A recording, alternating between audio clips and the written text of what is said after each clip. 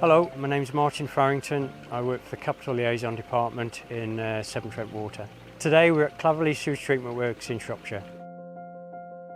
So what we have here is a modular reed bed that treats sewage effluent to a better standard than what it would normally do via the storm route.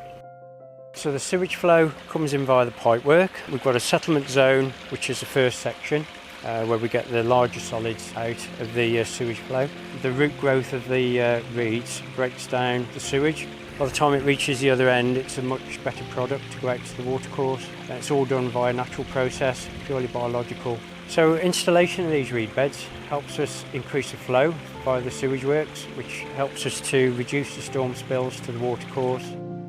So this is just one of the many projects that we're incorporating into our sewage treatment works across Shropshire and the rest of the area to improve water quality.